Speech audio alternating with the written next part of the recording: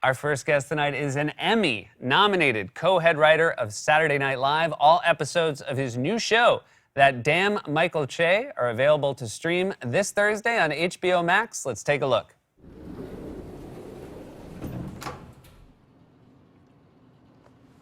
I just want to say, I'm sorry. Oh, it's cool. I could barely smell it.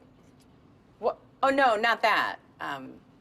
I mean, I'm sorry for everything going on in the country. With the police shootings and all the injustices, and for white privilege.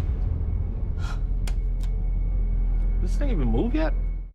Please welcome back to the show one of our favorites, Michael Che.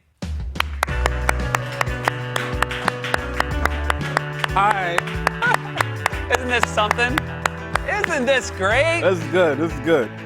Welcome, buddy. How are you? Is it? I mean, you've done a couple of these with no audiences. Yes, I have. How is it? I know it's not full at SNL, but it really does feel full at home watching. It feels amazing now. Like, it feels really, really great. Like, I don't know how many people was in there, but you start to forget what it was like when it was packed. Right. You just needed to set a new baseline, and now. Yeah, and it's also kind of cool because you could hear, like, specific things like, that wasn't funny, or things like that. Yeah, it's nice. It's Sometimes good. You're like, when okay. it gets too full, you can't hear, like, specific in-the-moment notes. I remember me and Joseph did Mania, and it was like, it was in MetLife Stadium, and it was like 80,000, 90,000 people. It was a big wrestling event. And we went out, and you just hear the roar of boos, which we're used to. But then if you made eye contact with somebody, you can hear specifically what they were saying about you, what they hated about you, and that was a lot more intense. The best one that ever happened to me was when I was doing Update. My parents were in the audience. Yeah. And I told one joke that bombed with everyone except my mom laughed really loud. And my brother wrote me an email the next day that said, well, Mom liked it. That's great. We did one, I think, like 2 weeks ago. I don't even know if it was my joke or if it was Colin's joke, but one lady just said, no. Like, no? What do you mean, no? That's not an option. I've talked to some people who, and it was more before it got too cold to do it, people that were doing outdoor shows maybe in like September. Mm-hmm. And they were saying, one, they had to remember how to be a stand-up again, but they also felt like the audience had to remember how to be audiences again. Yeah, I mean, stand-up's a lot harder than being an audience. I think it's probably harder for them because you're not being very funny on stage, Because, stand-up is a lot about just remembering and timing and all of that. And when you don't have that, it does look like a guy just talking, which is something nobody really wants. Right. Everybody wants to do, but nobody wants to watch. Yeah, exactly. Yeah, people are like, oh, my God, I'd love a microphone and be allowed to talk for an hour. It has been, you have 3 shows left. Yes. A weird season, an incredible accomplishment that you guys got. You're going to get through it, knock on wood. I mean, we've had some really, really cool guests. We had Chappelle, we had Burr, we had Daniel Kaluuya, we had Issa Rae, we had Regina King. Like, we had an amazing season of guests, I think. And now Elon Musk is going to be on. Yeah, that's going to be exciting, too. He's the richest man in the world. How could you not be excited for that? Do you have any interest? I will say, talking about stand-ups, because I think that Obama very much had a stand-up cadence, I thought. And then I think that Trump sort of had stand-up material. He was like working out an act. That's the best way I've ever heard it put.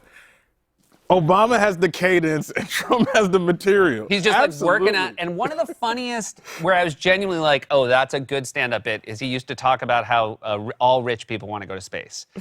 And I was like, oh, that's a pretty good premise for a stand-up bit. It's really good. It's very rich. Now, can we laugh at him now? Ooh, Trump? Yeah, can we laugh with him? I think, can we laugh with him?